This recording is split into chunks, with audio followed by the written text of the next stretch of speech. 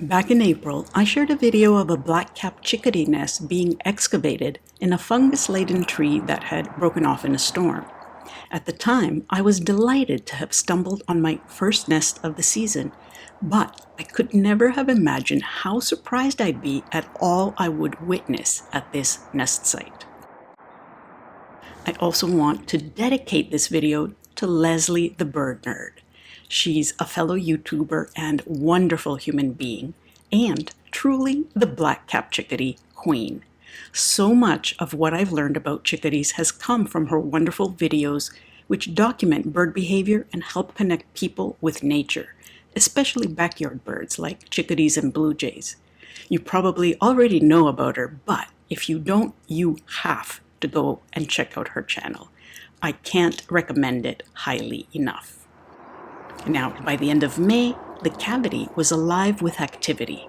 Insects were being delivered, fecal sacs were being carried out, and I even saw this dramatic chase when a chickadee attacked a red-eyed virigo that came too close.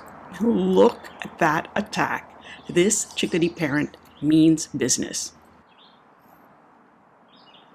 I visited daily, but after the 4th of June, all activity stopped.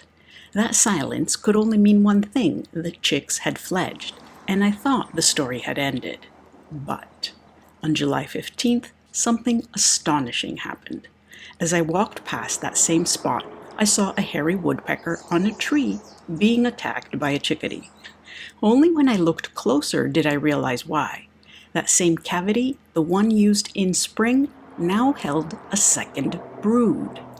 Chickadees typically raise just one brood a year, and they don't reuse the same cavity, at least in nature. So to see young chicks peering out from the very same hole was a complete surprise. Was this the same pair attempting the rare feat of two broods, or was it newcomers taking over a ready-made home? Either way, it was extraordinary. So I sat down and watched as one nestling edged towards the opening. It lingered there, craning its neck, leaning out into the world, and then pulling back in again. You could feel its hesitation, the nervous moment before that very first leap. Finally, it launched itself forward, landing awkwardly on a twig. Clumsily and unsure, it scrambled along a vine, preening and stretching as though working up courage.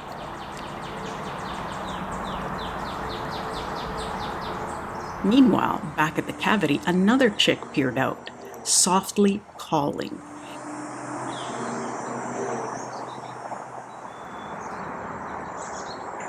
To me, it sounded like a nervous call, but from far away the parent responded.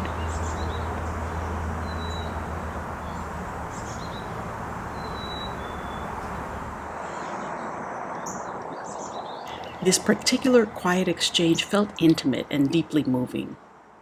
Now, there were other surprises too.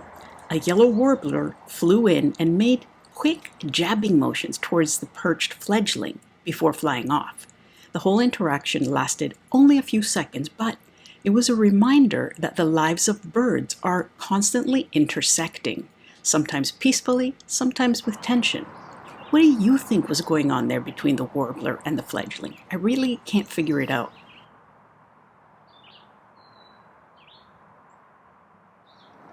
Then came the fledgling's first true flight, from twig to the canopy directly above my head.